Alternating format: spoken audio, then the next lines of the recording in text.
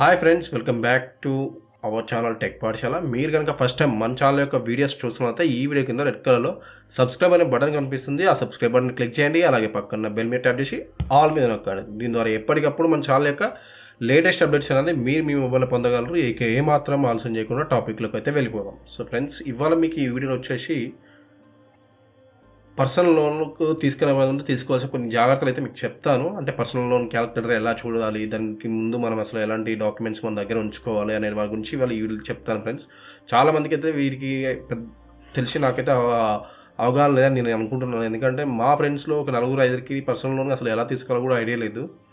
వాళ్ళు well educated, వాళ్ళు ఒక 60K ఎర్న్ చేస్తున్నారు. వాళ్ళు 60,000 పర్ మంత్ ఎర్న్ చేస్తూ కూడా వాళ్ళకి పర్సనల్ లోన్ తీసుకోవాల్సిన జాగ్రత్తలు ఏంటి, అది తీసుకునే ముందు ఎలా మనం స్టార్ట్ చేయాలనేది కూడా పెద్ద బేసిక్ అవగాహన లేకపోవడంతో వాళ్ళు అంటే ఎక్కువ ఇంట్రెస్ట్ పే చేయాల్సి వస్తుంది. సో నేనైతే కొన్ని టిప్స్ అయితే మీకు చెప్తాను. ఆ టిప్స్ ద్వారా ఏంటంటే మీరు మోస్ట్లీ ఇంట్రెస్ట్ రేట్ అయితే తగ్గిద్ది, అది మాత్రం నేను చెప్పగలను. కాబట్టి ఇది అన్ని కేసులు అయితే వర్తించదు, అది మాత్రం గుర్తుపెట్టుకోండి. అందరికీ అంటే నేను చెప్పలేను, ఇప్పుడు చెప్పబోయే గైడెన్స్ బట్టే ఉంటుంది.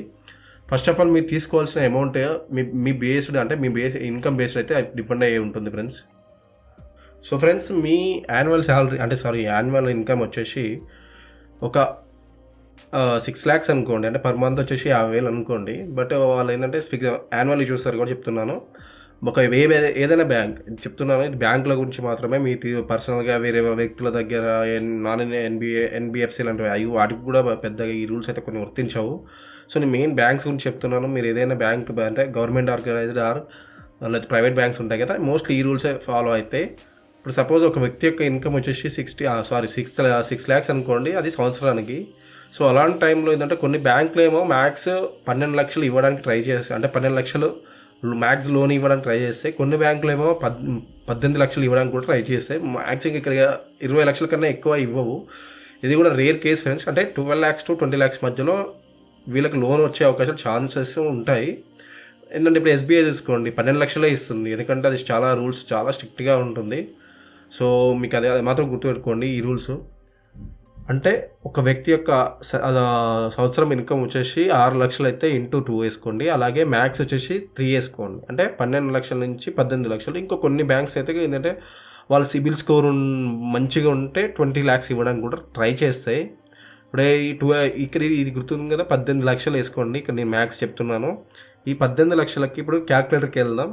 పర్సనల్ లోన్ క్యాల్కులేటర్ అనేది ఉంటుంది ఫ్రెండ్స్. మీకు ఇక్కడ ఇప్పుడు చూపిస్తాను. మీకు ఇక్కడ ఏంటంటే మీకు అర్థంగా విజువలైజేషన్ కోసం కొంచెం మంచి క్యాల్కులేటర్ తీసుకుంటున్నాను. ఇక్కడ నేను ఏంటంటే 18 లక్షలు అని చెప్పాను కదా,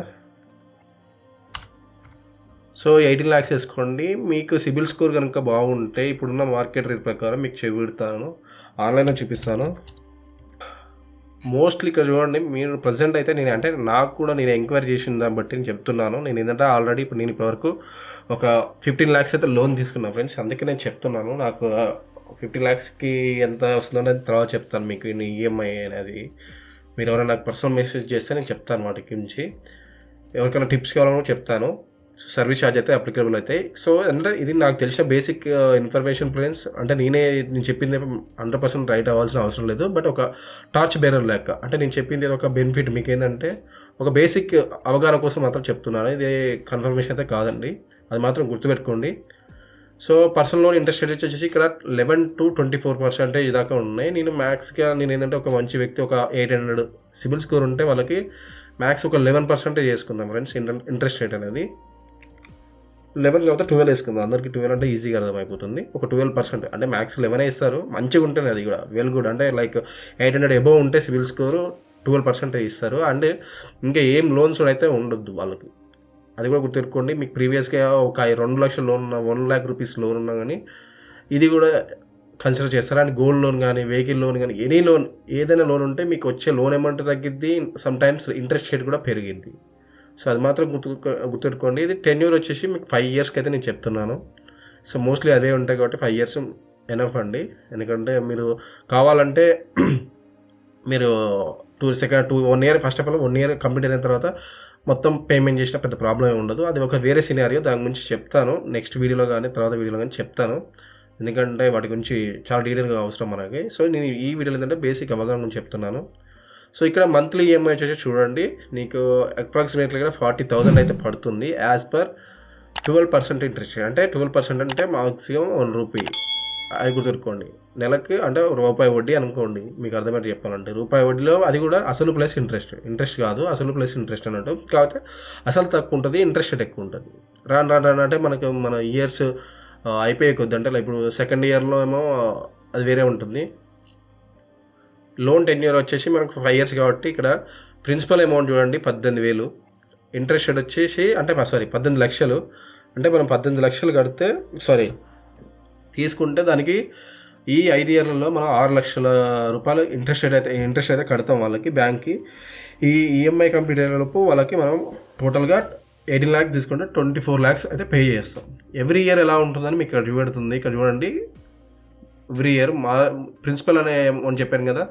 సో ఇక్కడ ప్రిన్సిపల్ వచ్చేసి మీకు 22,000, 18,000 ఇంట్రెస్ట్ రేట్ వచ్చింది చెప్పాను కదా. మోస్ట్లీ ఏంటంటే యాక్చువల్లీ ఇక్కడ మంచిగా ఉంది, బట్ ఇక్కడ మీకు ఏంటంటే 40,000. ఇక్కడ ఈఎంఐ అనేది ఫిక్స్ ఉంటుంది. మోస్ట్లీ అయితే పర్సనల్ లోన్కి ఫిక్సే ఉంటుంది. ఇక్కడ ఏమంటారు ఇలా ఫ్లోటింగ్ అయితే ఉండదు, అది మాత్రం అయితే గుర్తుపెట్టుకోండి. ఫ్లోటింగ్ మోస్ట్లీ నాకు తెలిసి అయితే హోమ్ లోన్స్కి ఎక్కువ ఉంటాయి. వాటికి కూడా కొన్ని ఫిక్స్డ్ కూడా ఉంటాయి, కానీ అది వేరే సీరియల్. అది వాటి గురించి తర్వాత స్టెప్ బై స్టెప్ ప్రతి దాని గురించి నేను స్టెప్ బై స్టెప్ వీడియో చేయాలని నేను డిసైడ్ అయిన ఫ్రెండ్స్. ఎందుకంటే చాలామందికి తెలియదు, అండ్ ఆల్సో నేను కూడా కొన్ని మిస్టేక్స్ చేసిన కాబట్టి చెప్తున్నాను. లాస్ట్ ఇయర్ వచ్చేసరి చూడండి 2028 కాబట్టి ఇక్కడ ప్రిన్సిపల్ అమౌంట్ ఎక్కువ ఉంది అండ్ ఆల్సో వడ్డీ తక్కువ ఉంది. సో 40,000 ఆల్మోస్ట్ లాస్ట్ 5 years వరకు అయితే ఇదే ప్రిన్సిపల్ ఉంది. సో ఇట్లా మీరు ఏంటంటే మీరు చెక్ చేసుకోవాలి బిఫోర్. ఒకసారి మీరు లోన్కి వెళ్ళే ముందు ఒకసారి చెక్ చేసుకోండి. ఇప్పుడు మళ్ళీ ఇక్కడ 40,000 అని చెప్పాను కదా, నాకు తెలిసి మంత్లీ ఈఎంఐ 40,000 వచ్చినా కూడా ఇవ్వరు ఫ్రెండ్స్. ఎందుకంటే మన శాలరీ వచ్చేసి అక్కడ 50,000 మాత్రమే. సో వాళ్ళు 30,000 వచ్చే వరకే చూస్తారు. అంటే లైక్ నేను చెప్పాను కదా 30,000 అంటే నేను చూపెడతాను 15 లక్షలకు 30,000 12 lakhs. సో ఇక్కడ చూడండి, ఈ సినారియోలో మాత్రం ఎక్కువ అవకాశాలు ఉంటాయి మనకి. 18 lakhs అనేది కూడా నేను చెప్పాను కదా, అది రేర్ కేసులో 12 lakhs అయితే గ్యారంటీ. ఎందుకంటే ఇక్కడ ఈఎంఐ చూడండి 26,000 ఉంది. మనం ఏంటంటే 6 లక్షలు అని చెప్పుకున్నాం కదా, 6 లక్షలు డివైడెడ్ బై 12 అంటే మనకి 50,000 పర్ మంత్. 50,000లో మంత్లీ ఈఎంఐ ఎంత నాకు తెలిసి ఇక్కడ 26,000 అంటే ఆల్మోస్ట్ 27,000 తీసుకోండి. అంటే ఇంకా 23,000 మీ దగ్గర ఉంటుంది. సో అలా చూసుకుంటే ఎప్పుడైనా బ్యాంకులో, ఎందుకంటే మీరు రిస్క్లు తీసుకోవద్దని బ్యాంకులు ముందుగానే ఆలోచిస్తాయి. సో మీకు రిస్క్ లేకుండా ఉండడానికే బ్యాంకులు ఏంటంటే తక్కువ లోన్ ఇవ్వడానికి ట్రై చేస్తాయి. మోస్ట్లీ ఇక్కడ మీరు అన్నారు కదా 18 lakhs అనేది అది రేర్ కేసు. ఏంటంటే ఇక్కడ 18 lakhs అంటే మీకు చెప్పాను కదా 40,000 యాజ్ పర్ మళ్ళీ ఇంకా 12 ఇంట్రెస్ట్ రేట్. నన్ను అడిగితే 12 ఇంట్రెస్ట్ రేట్ పర్సనల్ లోన్ అనేది చాలా బెటరే. ఎందుకంటే ఇప్పుడున్న మార్కెట్లో అయితే మినిమమే 11 ఉంది. సో 12 నేను చెప్పాను కాబట్టి బెటరే. సో ఇప్పుడు మీకు అర్థమైంది అనుకుంటున్నాను. సింపుల్గా ఏం లేదండి, 12 lakhs ఉంటే ఇప్పుడు మీకు ఒక నెంబర్లో చూపిస్తాను 26 or 27,000 ఈఎంఐ వస్తుంది. సో ఇక్కడ మీకు 23,000 మీ దగ్గర ఉంటుంది కాబట్టి మీ రిస్క్లో ఉండరు. అదే 15 lakhs తీసుకుందాం, ఇక్కడ మీ ఈఎంఐ వచ్చేసి 33,000 అయితే ఉంది. సో 33,000లో మీకు మీ దగ్గర ఇంకొక 34,000లో 16,000 మీ దగ్గర ఉంటే కొద్దిగా రిస్క్లోకి వెళ్తూ ఉంటాం. 18 lakhs అనుకుందానికి 40,000 వచ్చింది. ఇక్కడ చూసుకుంటే మీ దగ్గర ఉండేది ఓన్లీ 10,000. అప్పుడు వాళ్ళకి బ్యాంకులు ఏం ఆలోచిస్తాయి అంటే వీళ్ళ ఫుడ్కి, ఏమైనా పెళ్ళి అయితే ఇంకా వాళ్ళకి వేరే విషయాలు ఉండే, ఇంకా వాళ్ళ లోన్స్ తక్కువ వస్తాయి పెళ్ళి అయితే, ఎందుకంటే వాళ్ళకి పిల్లలు ఉంటే ఇలా ఖర్చులు పెరుగుతాయి కాబట్టి బ్యాంకులు కూడా అలా ఆలోచించే మీకు తక్కువ లోన్ ఇవ్వడానికి ట్రై చేస్తాయి. ఇది గుర్తుపెట్టుకొని చాలామంది అంటారు నాకెందుకు బ్యాంక్ చాలా తక్కువ లోన్ ఇచ్చింది, ఇంత శాలరీ ఉన్నా అంటే మెయిన్ గుర్తుపెట్టుకోండి 50% మీకు వచ్చే శాలరీలో 50% ఈఎంఐ చూసుకుంటే.